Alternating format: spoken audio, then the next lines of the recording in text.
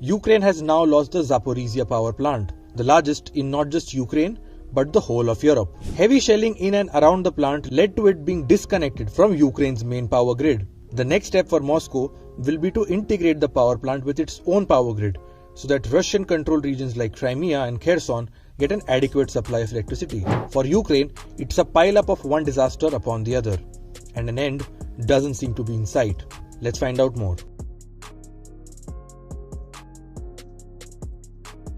Ukrainian nuclear firm Energoatom said on Thursday that the Zaporizhzhia nuclear power plant was damaged heavily because of Russian shelling and missile strikes. It said that the plant is currently running on emergency diesel generators after the last remaining power lines were cut.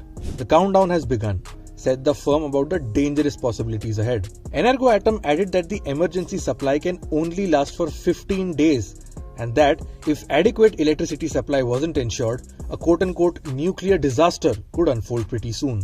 Here are some numbers to help you measure the scale of the damage. The plant has 6 reactors, each generating 950 megawatt and a total of 5,700 megawatt. That is enough energy for roughly 4 million homes. Essentially, Ukraine has lost 1/5 of its electricity generation capacity and almost half the energy produced by the plant, thereby accentuating the painful crisis.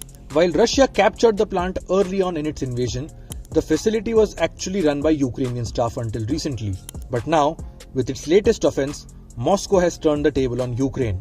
While Energoatom says Russia has stationed troops and used the facility as a military depot that houses weapons, Moscow says it is saving the plant from Ukraine's grasp. Russian Security Council Secretary Nikolai Patrushev, a close ally of President Vladimir Putin, said Ukrainian forces continue to shell the Zaporizhzhia nuclear power plant with Western weapons, which could lead to a global catastrophe. You see, the power plant assumes significance thanks to its location. It is situated roughly 200 kilometers away from the contested Donbas region.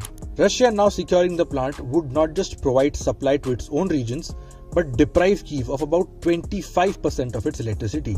Mind you, cutting off electricity and water supplies is a big deal. This could also have a spillover effect to other aspects of Ukraine's resistance to Russia.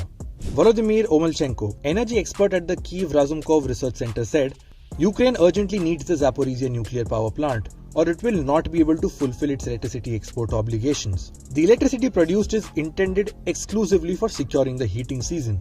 In June, before the Russian strikes occurred, the Ukrainian Energy Ministry said it was hoping to bring in 1.5 billion euros from electricity exports to the European Union, which was its main export market for energy since the war began.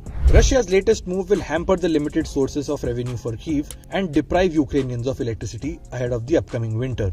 Do you think Ukraine has lost its most important infrastructure